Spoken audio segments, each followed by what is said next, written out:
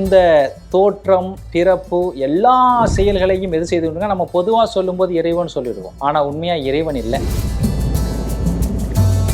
ஒரு மனிதர் பிறந்தா இறப்பார், இதுதான் சரி அப்படின்னு நினைச்சிட்டு இருக்கிறாங்க. அப்போ ஒருத்தர் மரணத்தை ஜெயிக்கிறார் அப்படிங்கிற போது அதை நம்ப மாட்டாங்க. நம்மளுக்கு கத்து கொடுத்த வாழ்க்கை சக்கரமே அதான், பிறப்பு இறப்பு சர்க்கிள். 12 வயதில் பெருமானுக்கு எப்படி தவம் பண்ண வேண்டும் அப்படிங்கிறத இறைவன் தான் கற்றுக் கொடுக்குறாரு. நேரடி உபதேசம். ஆமாம், நேரடி உபதேசம். இந்த எல் நினோ இப்போ நமக்கு வந்துருச்சு, இப்போவே பயங்கரமாக இருக்குது வெயில. எல் நினோ இதுக்கு முன்னாடி எப்போ வந்தது அப்படின்னா, வள்ளல் பெருமான் 1874 திருக்காப்பிட்டுக்கிறார், மறைச்சுக்கிறார். 1874 ஒரு எல் நினோ ஆரம்பிக்குது. இந்த ஆன்மாக்கள் எல்லாம் பிறவிகள் எடுக்கிறதுக்கு முன்னாடி இந்த பூமியில எந்த பிறவியும் வரல. மனிதர்கள் இல்லை, பறவைகள் இல்லை, செடி கொடிகள் இல்லை, எதுவுமே இல்லை. இந்த ஆன்மாக்கள் எல்லாம் அதுக்கு முன்னாடி எங்கே இருந்தது அப்படின்னா, நமக்கு மரணம் வருது அப்படின்னா எதனால எல்லாம் மரணம் வரும் அப்படிங்கிறத ஐயா வரிசையா லிஸ்ட் போடுறார். லிஸ்ட் போட்டு இது எதனால எனக்கு மரணம் இல்லைங்கிறார். இந்த காரணம் எதுவுமே எனக்கு ஆகாதுன்றார். எதுவுமே ஆகாது. என்ன பாட்டு அப்படின்னா, 6ஆம் திருமுறையில் இடம்பெற்றுள்ள அற்புதமான ஒரு பாடல். காற்றாளி, புவியாளி, ககனம் அதனாலே, கனலாளி, புனலாளி, கதிராதியாளி, கூற்றாளி, பிணியாளி, கொலை கருவியாளி, கோளாளி, பிற வியற்றும் கொடுஞ்செயல்களாளி, வேற்றாளி, எஞ்ஞான்றும் அழியாதே விளங்கும் மெய்யளிக்க வேண்டுமென்றேன் விரைந்தளித்தான் எனக்கே, ஏற்றாலே இழிவனி நினையாதீர் உலகீர் எந்தை அருட்பெருஞ்சோதி இறைவனை சார்வீரே. இப்போ இந்த சினிமா கோலத்தில் சொன்னோம்னா ஒரு சூப்பர்மேனை எதிர்க்கிறது பார்க்குற மாதிரி இருக்கும். உன்னால என்ன எதுவுமே பண்ண முடியாது, எதுவுமே பண்ண முடியாது. அதான் ஐயா என்னதெல்லாம் மரணம் வரலாம் வந்துச்சுன்னா, பஞ்சபூதங்களில் முதல்ல எடுத்துகிட்டு வர்றாரு. காற்றாலே காற்று, புவியாலே மண்ணு, ககனமதனாலே, ககனம்னா ஆகாயம், ஆகாயத்தலை, கனலாலே நெருப்பாலை, புனலாலே நீரால, கதிராதியாலே, கதினா சூரியன் வரக்கூடிய கதிரால, கூற்றாலே, இவங்க கூற்றுன்னு யமன்னு ஒன்று சொல்றாங்க இல்லையா, கூற்றாலே, பிணியாலே நோயினால, கொலை கருவியாலே, அந்த காலத்துல வாள் வில்லம்பு, இப்போ நிறையா அணுகுண்டுகள்லாம் கண்டுபிடிச்சிட்டாங்க. கொலை கருவியாலே, கோளாலே, ஏன்னா வானில் நிறைய கோள்கள் சுத்திக்கிட்டே இருக்கு. ஒரு கோள் இன்னொரு கோளோட முட்டுச்சுன்னு வச்சுக்கோங்க, முடிஞ்சது. பூமி மேலே எதுவும் படாத வரையும் பிரச்சனை இல்லை. வேற ஒரு கிரகம் பூமியை முட்டுச்சுன்னா முடிஞ்சது சுத்தமா. அப்போ கோளாலே, பிறர் ஏற்றும் கொடுஞ்செயல்களாலே, மனிதர்கள் எவ்வளவோ கொடுஞ்செயல்கள் செய்யக்கூடியவெல்லாம் இருக்கான். கொடுஞ்செயல்களாலே, இதை சொல்லிட்டு ஐயா இதோட நிப்பாட்டல, எக்ஸட்ரா எக்ஸட்ரா எக்ஸட்ரா என்ன பண்றாரு, வேற்றாலே, இது இல்லாம வேற ஏதாவது இருந்துச்சுன்னா அதாலேயும் ஒன்றும் பண்ண முடியாது. வேற்றாலே எஞ்ஞான்றும் என்னைக்கும் அழியாதே விளங்கும் மெய்யளிக்க வேண்டும் என்றேன், எதனாலையும் அழியாத தேகம் உடம்பு வேண்டும் என்றேன் விரைந்தளித்தான் எனக்கு. ஐயா கேட்டாராம், தாமதிச்செல்லாம் கொடுக்கல, சோதனை பண்ணியெல்லாம் கொடுக்கல, உடனே விரைந்தளித்தான் எனக்கே. சொல்லிட்டு இதை இவங்க நம்ப மாட்டானுங்கன்னு ஐயாவுக்கு தெரியும். ஏன்னா நிறைய பேர் ஐயா மரணமில்லா பெருவாழ்வு பெற்றார். ஏன்னா இவங்க பொதுவாக என்னன்னா, ஒரு மனிதர் பிறந்தா இறப்பார், இதுதான் சரி அப்படின்னு நினைச்சிட்டு இருக்கிறாங்க. அப்போ ஒருத்தர் மரணத்தை ஜெயிக்கிறார் அப்படிங்கிற போது அதை நம்ப மாட்டாங்க. நம்மளுக்கு கத்து கொடுத்த வாழ்க்கை சக்கரமே அதான், பிறப்பு இறப்பு சர்க்கிள் தான். ஆமா, அதனால என்ன சொல்றாரு, ஏற்றாலே இழிவன நீர் நினையாதீர் உலகீர். இதை தப்பா எடுத்துக்காதீங்கப்பா, இதை நீங்க பெறணும்னா அருட்பெருஞ்சோதி இறைவனை சாருங்கள் ஒரு பாடலை சொல்றாரு. இன்னொரு பாடல் என்ன சொல்றாரு அப்படின்னா, நானே தவம் புரிந்தேன் நம் பெருமான் நல்லருளால் நானே அருட்சக்தி நாடடைந்தேன், நானே அழியா வடிவம் அவை மூன்றும் பெற்றேன், அழியாத வடிவம் இழியாமல் ஆடுகின்றேன் எங்கு அப்படிங்கிறார். என்ன சொல்றாருன்னா, நான் தவம் புரிஞ்சேன், நம் பெருமான் இறைவனுடைய அருளால் அருட்சக்தி நாடடைந்தேன். அருட்சக்திங்கிறது என்னன்னா, இறைவன் இருப்பார், இறைவனிடம் அருள் சக்தி இருக்கும். அதாவது அம்மை அப்பன் அப்படின்னு நீங்க வச்சுக்கலாம். இப்போ இந்த தோற்றம், பிறப்பு எல்லா செயல்களையும் எது செய்து கொண்டுங்க நம்ம பொதுவாக சொல்லும்போது இறைவன் சொல்லிடுவோம். ஆனால் உண்மையாக இறைவன் இல்லை. இறைவன் இருப்பார், சிவம் இருக்கும். சிவத்துக்கு பக்கத்தில் கூடிய சக்தி தான் செயல்படும், இயக்கம். ஆமாம், அதை தான் ஐயா அருள் சக்தி அப்படிம்பார். அருள் சக்தி எனக்கு கிடைச்சிடுச்சுங்கிறத அருள் சக்தி நான் அடைந்தேன், நானே அழியா வடிவம் அவை மூன்றும் பெற்றேன். அப்ப இந்த தேகம் என்னவாச்சு அப்படின்னா, இப்ப நமக்கெல்லாம் இருக்கக்கூடிய தேகம் ஸ்தூல தேகம், இது மண்ணான தேகம், இது மல தேகம். நமக்கு இருக்கிறது இது 5 மலங்களால் ஆன தேகம், மண்ணான தேகம், இது ஸ்தூல தேகம். இப்போ இந்த ஸ்தூல தேகத்தை வள்ளல் பெருமான் சொன்ன சுத்த சன்மார்க்கத்தை உள்ள சேர்த்தோன்னு வச்சுக்கோங்களேன், இது என்னவா மாறுது அப்படிங்கிறது தான் இது. அப்போ என்னவாகுன்னா 3 தேகங்களாக மாறுது. ஒன்று, இந்த ஸ்தூல தேகம் முதல்ல சுத்த தேகமாக மாறும், அதன் பிறகு பிரணவ தேகமாக மாறும், அதன் பிறகு ஞான தேகமாக மாறும்.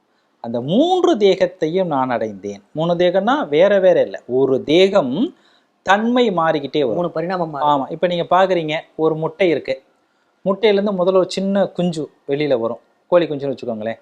அப்போ அதுக்கு சிறகெல்லாம் பெருசாக இருக்காது, இறகெல்லாம் இருக்காது. அப்போ கொஞ்சம் இன்னொரு வடிவம் எடுக்கும், இப்போ இன்னொரு வடிவம் எடுக்கும். இது போல இந்த தேகம் மாறிக்கிட்டே போகும். இப்போ ஸ்தூல தேகம்னா என்னன்னு தெரியும், நம்ம பார்க்குறோம், எல்லாரையும் பழகிறோம். சுத்த தேகம்னா என்ன, இதுக்கு அதுக்கு என்ன வித்தியாசம்? சொல்கிறேன், 3ஐயும் சொல்கிறேன். அவை மூன்றும் பெற்றேன், இழியாமல் ஆடுகின்றேன் இங்கு அப்படிங்கிறது ஐயா சொல்கிறார். இப்போ இந்த தேகம் ஸ்தூல தேகமாக இருக்குது, மண்ணான தேகமாக இருக்குது.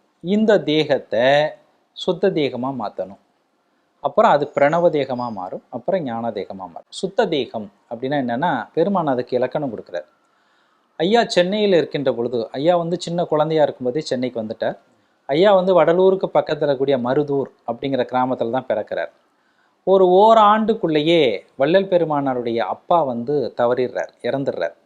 ஐயாவோட மொத்த பிறந்தவங்க 5 பேர், 2 அக்கா 2 அண்ணன், அவங்க குடும்பம் 5 பேர், அவங்க அம்மா 5 பேர் என்ன பண்ணுறாங்கன்னா, நம்ம சென்னைக்கு பக்கத்தில் இருக்கக்கூடிய திருவள்ளூருடைய சின்ன காவணம் அப்படிங்கிற ஊருக்கு வந்துடுறாங்க. சின்ன காவணத்தில் தான் ஐயாவுடைய மாமா வீடு, அதாவது அம்மாவுடைய அண்ணன் வீடு.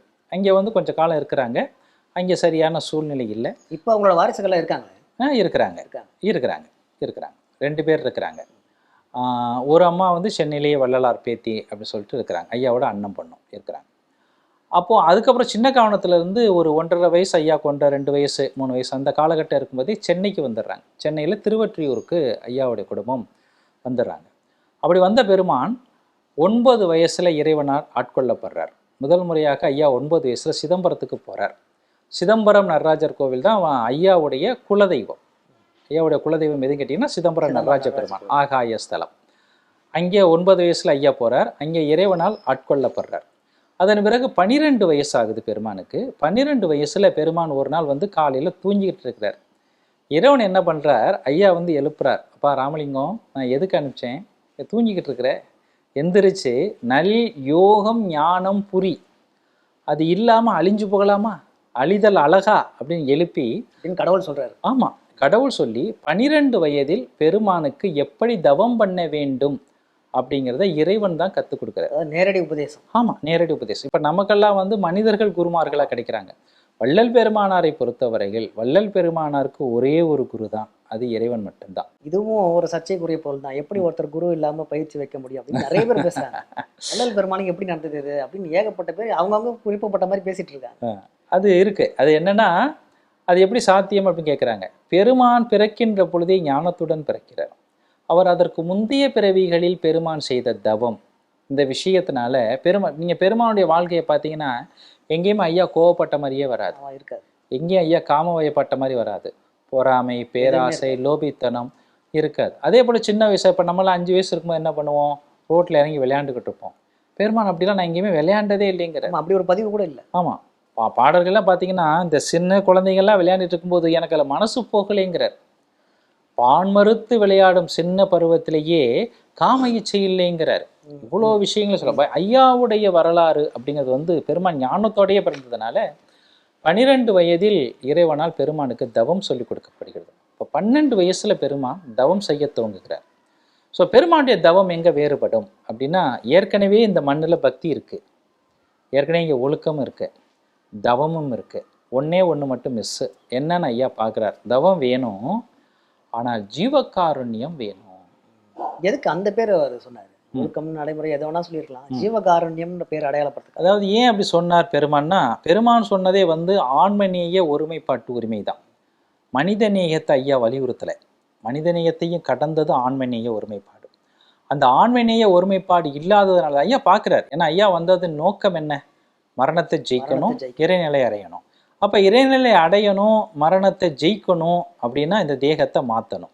அப்போ என்ன பண்ணுறார்? தவம் புரிகிறோம். தவம் புரியும் போது ஆற்றல் எப்படி வெளியில் போகுது, வீணாகுது, எப்படி வீணாகுது அப்படிங்கிறத பார்க்குறாரு. அப்போ குணங்கள் ரொம்ப முக்கியமானது. நிறைய நம்ம வரலாறு நிறைய படிப்போம், புராணங்கள்லாம் படிப்போம். அந்த முனிவர் அவ்வளோ ஆற்றல், ஒரு அப்படி பார்த்து கோமா பார்த்தானா எரிஞ்சுடுவாங்க அப்படின்னு படிப்போம். ஏன் அவ்வளோ ஆற்றல் பெற்றவர்களால் அடைய முடியலை அப்படின்னா கோபத்தை விடலை. சரி, ஏன் அவங்க கிட்ட கோபம் இருந்தது? தயவு இல்லை, கருணை இல்லை. பெரிய முனிவர்கள் தான், ரிஷிகள் தான், இருடிகள் தான். ஏன் அடைய முடியாமல் போனாங்கன்னா கோபத்தை விடலை. ஏன் கோபம் இருக்குன்னா தயவு இல்லை, ஜீவகாருண்யம் இல்லை. அப்போ ஜீவகாருண்யத்தோடு தவம் புரிந்தால்தான் மரணத்தை ஜெயிக்க முடியுங்கிறத ஐயா பார்க்குறாரு. இதுலேருந்து எனக்கு புரிஞ்ச விஷயம், ஜீவகாரன்றது சாப்பாடு போகிறது இல்லை. அது மட்டும் கிடையாது, தயவோடு இருத்தல் ஜீவகாருண்யம். அதில் ஒரு பெரும் பங்கு எது வகிக்கும் அப்படின்னா சாப்பாடு வகிக்கும். அது பெருமான் சொன்னதுக்கும் ரொம்ப ஒரு முக்கியமான காரணம் இருக்குது. இந்த வருஷம், அடுத்த வருஷம், அதற்கு அடுத்த வருஷம், இப்போ 3 வருடங்களும் கடுமையான வறட்சி நமக்கு இருக்க போதுன்னு அறிவியலாளர்கள் சொல்கிறாங்க. எது? El Nino. இந்த எல் நினோ இப்போ நமக்கு வந்துருச்சு. இப்போவே பயங்கரமாக இருக்குது வெயில. எல் நினோ இதுக்கு முன்னாடி எப்போ வந்தது அப்படின்னா வள்ளல் பெருமான் 1874 திருக்காப்பிட்டுக்கிறார், மறைச்சுக்கிறார். 1874 ஒரு எல் நினோ ஆரம்பிக்குது. வள்ளல் பெருமான் முன்னாடி ஏற்பட்டிருக்கு. ஆமாம், வள்ளல் பெருமான் மறைஞ்சதுக்கு பிறகு 2 ஆண்டுகளில் 1876 மிக கடுமையான எல் நினோ ஒன்று ஸ்டார்ட் ஆச்சு. அதை நம்ம வரலாறு எப்படி பதிவு பண்ணுறாங்கன்னா தாது வருட பஞ்சம் அப்படின்னு சொல்லிட்டு பதிவு பண்ணுறாங்க. அந்த தாது வருட பஞ்சம் எல் நினோ எத்தனை ஆண்டு நீடிச்சுது அப்படின்னா 7 ஆண்டு காலம் நீடிச்சுது. அவ்வளோ வறட்சி, அவ்வளவு கடுமையான வறட்சி.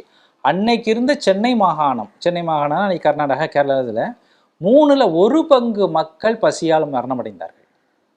3ல் 1 பங்கு மக்கள், அதாவது ஒரு எடுத்துக்காட்டுக்கு அன்னைக்கு 30 லட்சம் பேர் இருந்தாங்க அப்படின்னா 10 லட்சம் பேர் இந்த 7 ஆண்டு காலத்திற்குள் பசியாலும் பட்டினியாலும் மரணம் அடைந்தார்கள்.